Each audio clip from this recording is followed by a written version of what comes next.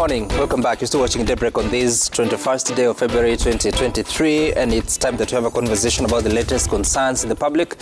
And in studio I have Robert Mbui, a member of parliament for Kathiani constituency and the deputy minority leader. And then I have Silvana Sosoro, who is the majority whip in the National Assembly. And shortly we'll be joined by John Kerry, the member of parliament for Dagoretti South. And you're looking at the papers this morning. The Standard is talking about Joker or rogue DP case of Gachagua, whereas the deputy president has come off as a straight talker or a man who shoots from the hip. His remarks and actions are increasingly being seen as unsuitable for a person occupying the second most powerful office. And of course, there's some quotations there that you see of what he has been saying, including the latest about the government being a company of shareholders and people will be rewarded based on their investment. On the same page, Masit's fate now in the hands of Judge Mchelule, the story that we just ran there in the news. Then on the front page of the Daily Nation, it's big names in race for CAS. That is Chief Administrative Secretary. The PSC, the Public Service Commission, has invited 224 candidates for interviews to fill about 20 slots. And you'll see the names, more of them, on page 10 of the Daily Nation. They also include Isaac Maura, Senator, Monisha Tidzuga, who lost election in Kwale, Barroso, is it Kwale or Kilifi? Barroso, a former journalist. Charles Njagwa, former MP, John Murutu, former governor, Catherine Waruguru, former MP, Anwar Loitiptip, former senator, Dr. Julius Juan, of course, the former PS Education Ministry, Denita Gatti, former MP, Wilson Susion, former MP, Kimani Gunjiri, former MP, Anania Moboza, former MP, Khatib Mwashetani, former MP. So ex-governors among names in CAS shortlist. And of course, on the front page, you also see some former governors like Dr. Evans Kidero, James Ongwae, Samuel Tunai, Adelina Moa was a deputy governor, then former MPs Caleb Kositanyi, Millicent Omanga, senator, Cleophas Malala, senator, and Purity Ngirishi, MP. And let's begin from there. Robert Mbui, your comment about the list that you're seeing and the work that has to be done. Thank you, Sam, for this opportunity. Let me just begin by just where you finished on the issue of the big names and race for CS. You know, Sam, I think we are a country that needs to plan its future and not to keep going backwards. Because a lot of these names of people that are applying for these positions are people who've already held very senior positions in the country. I mean, there are people who've served 2 terms as governor. And then they want to go and become assistant ministers. I mean, for me, it doesn't really make sense. I think it's important, if we're going to build the country, let's look forward. Let's look at our youth. Let's look at the people that can be able to add value. Because already, you know, the cabinet that was formed was made up of political sycophants and people who, in our opinion, when we went for the vetting, were really not up to the task. Now, you want to give them assistants who are also going to be just political, you know, political losers. I can say most of these people are those that attempted, you know, to vie for political office, lost, and then they're being rewarded. I think we need to, as a country, we need to understand, if you go for political office and you don't make it, find something else to do. Politics is not everything. Go set up a business, do something else. Let other people be given these offices so that they can assist the government to grow. So I think for me, it's a very disappointing list when you look at, to say the least, when you look at many of the people that whose names are featuring here. Not to forget some also, there are people who are in Azimio during the campaigns. And I'm hearing this government now is a company. So I don't know what they are hoping to get, because according to the deputy president, they have no shares because they didn't invest, and then they are there attempting to you know, to put their names forward for office. So I think it's just for me, it's just an embarrassment.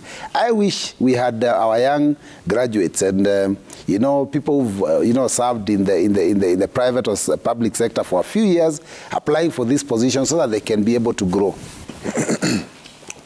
So you prefer younger people to do the work of Chief Administrative Secretary, but also when you're looking at the job description that was given at the time that those positions were being advertised, do you think the people you find on this list fit the bill of what that work should be? Number one, I do not really know the criteria the Public Service Commission used to shortlist these members. or rather the people that have been shortlisted here. But I am tempted to agree with what Honorable Mbui for the very first time has said. And it's actually the first time I'm agreeing with him.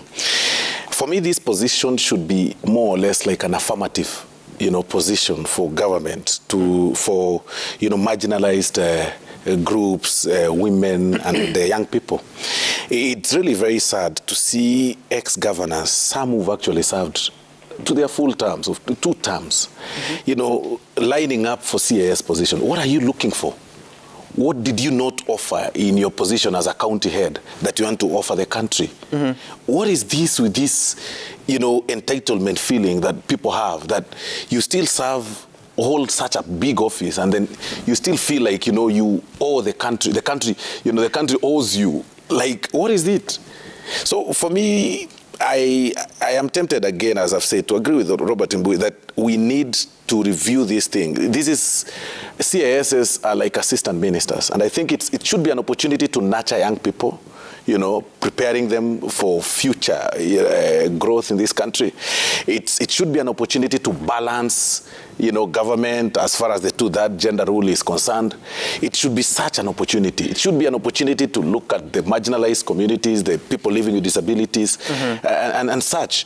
But ex-governors, very big names, competing for such position, regardless of their coalition, or rather the side they voted or they were in during the campaigns, is completely immaterial, and they shouldn't be given an opportunity. But again, this is just shortlisting. It's a process, and it's the thinking of the Public Service Commission. I believe His Excellency the President has got a brighter way of doing things, and I'm certain. So let me ask you, I like what you said, that this is the thinking of the Public Service Commission. They're supposed to have a bachelor's degree, demonstrate ability to manage the administrative political interface, excellent interpersonal and communication skills, but their duties and responsibilities first is to respond to issues and questions touching on the portfolio assigned to the office, providing liaison with the National Assembly and Senate, providing liaison with county governments on matters of concurrent mandate, providing interministerial sectoral coordination, representing the Cabinet Secretary at any meeting as instructed by the CS, and executing any other duties and responsibilities specifically assigned to the office by the CS in furtherance of the interest of the ministry. So if you look at the sort of duties and responsibilities and the qualifications that have been highlighted by the PSC, you don't see anybody qualifying here, especially the big names that you're talking about, or is it too small a job for them?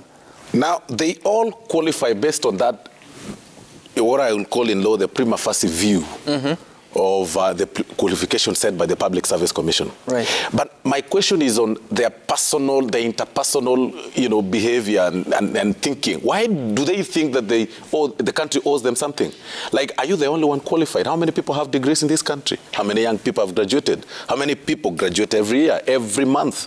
Why would somebody like my friend, Governor Ntutu, Governor Ongwae from Kisii, not Ntutu, Governor, the former one, Tunai, sorry. Governor Tunai, Governor Ntutu. Why would they be lining up for the CS position? Governor Ongwae, why would they be lining up for that? Does it make sense? Like, you want to be a CS of a country. Let me give an example of my very good Governor Ongwae. He served in the Teacher Service Commission. You've served as a permanent secretary. Is this something that you deserve? I mean, couldn't you, I think it gets to a level where at that point... He's a Kenyan citizen. Exactly. But for me... on any ground. But for me, having control, being a governor, you're like a county president.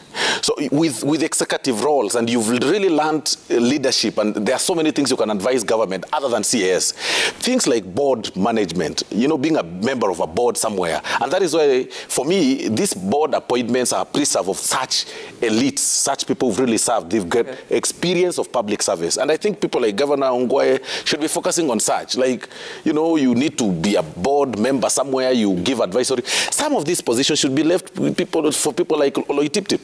I mean, young men, how do you want to nurture young people? How do you want to nurture the people like Isaac Mwaura, who are young and people living with disability? Why would Isaac Mwaura be competing with such people like, why? it doesn't really make sense. And for me... Honorable Soro, it's just a short list. There will be... It's painful sometimes, even with a short list. And I think there's also been an invitation for people to make their contributions and their opinions to the Public Service Commission. Yes, members of the public are invited to avail any credible information of interest relating to any of the shortlisted candidates through sworn affidavits to the Secretary, Public Service Commission. It is 4th floor, Commission House, Harambee Avenue. Honorable John Kerry, good morning and Happy New Year. Good morning, Sam, and Happy New Year. I haven't seen such a long time. Thank you for having me. And you found us talking about the shortlist of the CAS. I don't know whether you've had an opportunity to have a look at it.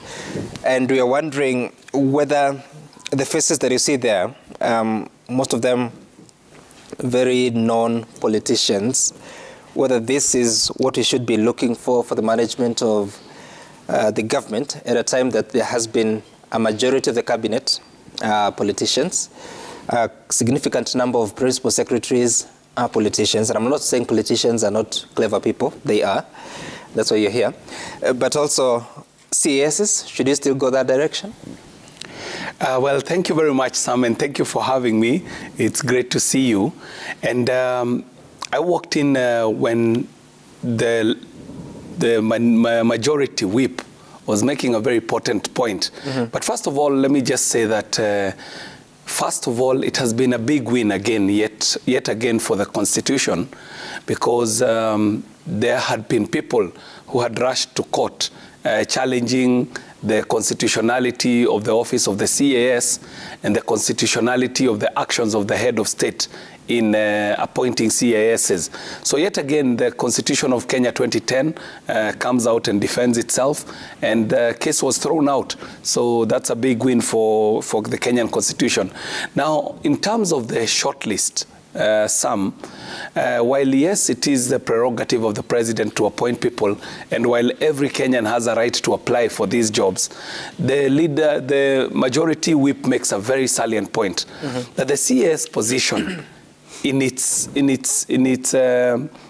way that it is imagined, is supposed to be a place almost like a training ground for leadership, almost like an internship for people who have potential to eventually become leaders of these ministries, leaders of departments, and so on. Right. So it would be a place where you would imagine that those being appointed are people who have shown or demonstrated leadership qualities, but maybe have not been able to ascend to leadership in one way or the other because of the politics of the day. Right. So I would imagine that if you are a former governor, you would not be contending for such a position. If you have served probably for all your life, maybe this is not the place you should be looking to serve in. Maybe this is a place that should be preserved for people who this country wants to mentor as leaders in the future. Remember that in the old constitution, there was a position called the assistant minister. The CAS position should never be confused for the position of assistant minister. This is a person who is supposed to be, in God willing, in the future, someone who would ascend to the position of CS. So in my view... But the job description sounds like almost the same, because they're saying that the CS shall assist the cabinet secretary, represent the cabinet secretary, perform any duties as assigned by the CS. Yes, it's a point I was making, Sam. It fits that description of an assistant minister. It's a point I was making that we had an assistant minister in the old constitution, and Kenyans in their own wisdom decided that they would not want to have that position in the new constitution. So I would imagine that the new position was created with a new intent, not to replicate the position of assistant minister, but now to offer almost like an internship ground for people who have demonstrated potential in leadership and who in the future, hopefully, could lead these ministries. But what do you do to your supporters that really were instrumental in backing your win, but unfortunately in their own individual races they weren't successful? What do you do with them? Again, Sam, I don't want to imagine that the position of CAS is a position for rewarding people who you are with in the politics. In 1 or 2 people who are in the journey will make it to the list of CAS, but I don't think that's the intention of this thing. But I say this very cautiously, Sam, knowing what it is like for the people who chose the line of the gentlemen that are sitting here today. When you end up in a position where you didn't retain your seat, there has to be a way that you can be accommodated. It might not be in the CAS position, as the majority whip was saying. There are people who are gifted in certain areas and can fit in boards, can sit to serve in other appointive places. But the CAS, Sam, I think it should be a preserve of people who we are mentoring into leadership. You know, it's very interesting that you say that, but when you look at the faces that are on page 10, all this, out of 1, 2, 3, out of 12, I have, how many? 11 politicians. They lost election in the last election. If you look at the front page, all those were running for a seat, apart from maybe James Ongwae and maybe Adelina Mwao.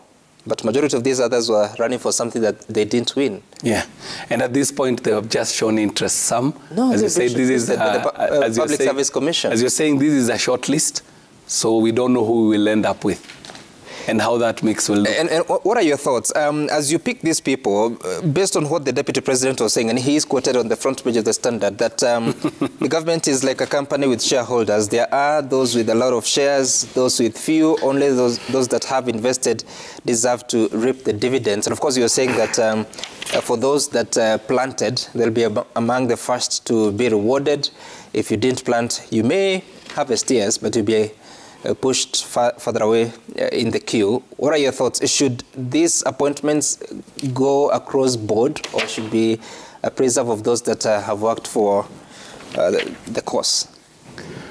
Well, I don't think the Deputy President said something that Kenyans don't know. For example, when a government is formed, you would imagine that the government will be formed by people who are supporting that government. However, I do not hold brief for the Deputy President, but I still imagine that it should not be taken just in isolation, what he has said. We should also check the actions of the Kenya Kwanza government, beyond even just the words of the Deputy President. When you look at the efforts that have been put by this government in healing the rifts, it tells you that it is not purely just about the politics of who supported us and who did not support us. This is a government that is on record as having said that they are actually going to be implementing, development project across the board, regardless of who voted and who did not. Now, what I would imagine the Deputy President was saying is the fact that Kenya Kwanza will not forget who it was with in the trenches. I would imagine that's what he meant. What was your understanding, Honorable Mbui? I listened to my colleague and friend KJ here, and when he says that this government is hell-bent on healing the rift, and what we have seen is that at the beginning, the president himself said that he wants a strong opposition. And what he has continued to do is cannibalize the opposition since he assumed office. In fact, literally purchasing members like, like tomatoes in the market. And then members are trooping to State House for handouts. I mean, it's shocking. Why do you keep saying purchasing? Because some, I will tell you, the only motivation for any political leader that crosses from Azimio to the other side must be monetary. And the reason being, if this government was very successful in its agenda and had already maybe developed the country and people are happy, then it would make sense to jump and maybe support them. Currently, Kenyans are really in dire straits. Kenyans are suffering. If you go to any corner of the country, people are complaining. If you watch news, children are at home, there is no fees, there is a problem in university, there's a problem in secondary schools, there's a problem in primary schools. So I mean, when I look at it, there is no other motivation for any leader to go to a system which is, in my opinion, already crumbling and failing. How about those who are already in Kenya Kwanza? Those who are already in Kenya Kwanza are okay. Those ones are okay. When he talks about healing the rift, it's not because it's not the Kenya Kwanza ones. It's the ones of Azimio being brought on the fold. That's what I'm asking. So, okay, fine, they can be bought and they get monetary benefit, but what are they offering the Kenya Kwanza administration? The ones from our side? Yeah. Numbers, so that they can be able to push in whatever agenda they want. That is exactly the motivation of the system. They want to have numbers so that they can push the agenda through parliament. So that when you want to change the IBC law and make sure that you have a commission that is aligned to Kenya Kwanza, you just push it through and you have the numbers to do that. When you want to change the constitution to your favor, you have already two-thirds. there are just about 20 members to hit two-thirds, majority. So I think for me, the agenda is very suspect. And let me say this, the DP was very clear that according to him and according to Kenya Kwanza, because the DP is the second highest office holder in Kenya Kwanza in the country, and of course also in the country. So when he says that their government, the Kenya Kwanza government is like a company, and that you have shareholding, I am surprised when I see people like James Ongwae applying to go and become a CAS, because out of the 220-something applicants in the shortlist, they will only pick around 20. That's about 10%. Now, how is it possible? And the DP said that even in the queue, he will come and look, and if he finds you are not one of theirs, he will take you to the back. So how is it going to be possible for anyone from Azimio to win? The Deputy President on what he said about that. Hii kura iko na maana. Nyinyi hamwezi piga kelele huko, mpige kelele. Mnasema William Ruto ni bure. Hawezi, mnaita yeye majina, alafu akipata, akigawa, mnapiga laini atimuko pale mbele. Ati mnataka mpite wale walisema anafaa atimukue pale mbele. Inawezekana? Mimi kazi yangu pale kwa ikulu ni hiyo. Ni kupanga hiyo laini. Hapo ni kazi mimi napanga hapo. Mimi naangalia kwa laini, nikiona wewe ulipanda, natoa wewe nyuma, napeleka wewe mbele. Nikiona wewe hukupanda na kutoa na kurudisha nyuma, ufanye nini? Niendelee na hiyo kazi ama niwache? So, Honorable Soro, yes. I think you're so tickled by that. What does that mean? If you have to reflect on this shortlist of CASs, what does that mean for Dr. Evans Kidero, James Ongwae, and others that may not have supported the cause? Number one, we can't use the shortlist by the Public Service Commission as an example or a study case for what His Excellency Deputy President said. Because this is the Public Service Commission and the appointments haven't been made yet, so it's really an independent body altogether. But on what he has said, or what he said in Kericho, we need to look at the context to which he said and the situation he was in, when he uttered those words. Number one, the Deputy President was in Kericho. You see, when people come out to vote, and it's very important for us to understand that Deputy President is a politician, just like all of us. And politicians speak based on situations and circumstances of that very area, because each area is unique in its own way. And when people come out to vote, because we all have a history, or we've come from campaigns. Honorable Mbui was campaigning, and of course when he was campaigning for Azimio, he expected possibly today he couldn't be the deputy minority leader. He could be somewhere as a minister or something, because not because he feels like he deserved, but because for the mere fact that he shared the vision of Azimio with the manifesto and everything that pertained Azimio. And that is what the Deputy President is saying, that when we form government, we move with the people that understood our manifesto, the plan and everything. Right. You really can't just come out from some quarter and expect to be part of the plan. You actually don't know what to actualize. People who've been part of this team, and that is what he's saying, because he was saying in Kericho.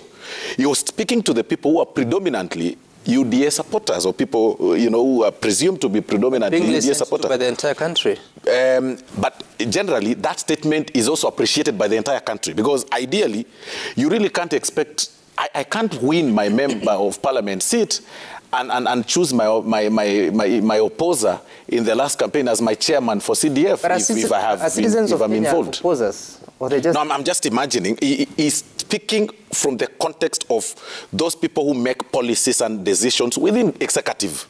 And I'm really imagining that. And what he said is not actually new. He's thinking loud. And what he's saying is not bad and it's not new. Because what he's saying is that you really can't come out. You've had people, my colleagues, say, oh, you know, you need to have Uhuru out of the position that, you know, as a peace envoy and stuff like that. Why? People believe that you do not carry the vision of Kenya Kwanza. So you shouldn't be, but that is what he meant, the shareholding. It's not about development, because he's talking about, you know, the people will be policy makers within the executive. You do not share the vision of Kenya Kwanza. You are not part of the plan. What are you bringing on the table? I hear you, but where do you draw the line between the interest of a political movement versus the interest of a country? Because if you had used that example that President Kenyatta should be removed as a peace envoy because he doesn't represent the vision of Kenya Kwanza, whatever he's doing, he's not doing it for Kenya Kwanza. No, but he hasn't been removed. I just used it as an example as what my colleagues think, because they think that he doesn't share the vision of the Kenya Kwanza. But you see, the president hasn't acted on it because he's represented the country elsewhere. But on the interest of the country. And the same way, when you make an appointment, it's an appointment to serve the people of Kenya, not exactly. the people of Kenya Kwanza. Now, you're coming to my point. UDA and Kenya Kwanza had support across the country. So if you have Osoro from Gusii region, you know, to represent the country, I'll still represent the country from the position within my position in Kenya Kwanza, I mean in the country, but as a person who also shared a vision with Kenya Kwanza. You really can't expect to have somebody who was not part of us share that vision. And it's, by the way, it is not unique in this country. Even world over, democracies that have made it, you know, all over. Go to the US. When the new administration came up, they made sure that everybody who was in the previous administration is out. Not because they are hated, for the purpose of sharing the vision. And that is what it meant about the, you know, the shares. Number two, and it's very important for me to say this. Number two, even in terms of shares. You see, he's describing even our geographical, you know, boundaries. You see, our economies are different. You really can't compare the economy of, let's say, the economy of Nyanza and Nairobi. You know, Gusii and Nairobi. It's shares. These people pay taxes more than our regions. So even when you do divisions and stuff like that, you've got to, and the needs of this region could be more because more people are in Nairobi than some places, than Embu, than Nyeri. So that context applies everywhere, across, even in management of a company. So there are so many things. We really need not to judge the deputy president more and look at it beyond. I don't know how you, because he wasn't actually speaking this in central Kenya. He was actually in Kericho.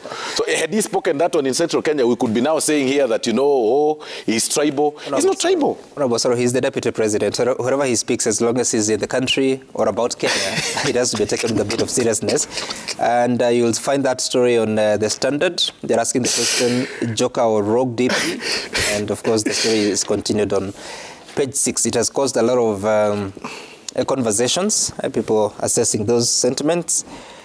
But of course, it is what it is. We take a short break here on Daybreak. When we come back, we have more from the world of politics, but also looking at what's just about to happen in the ABC Constitution after the break.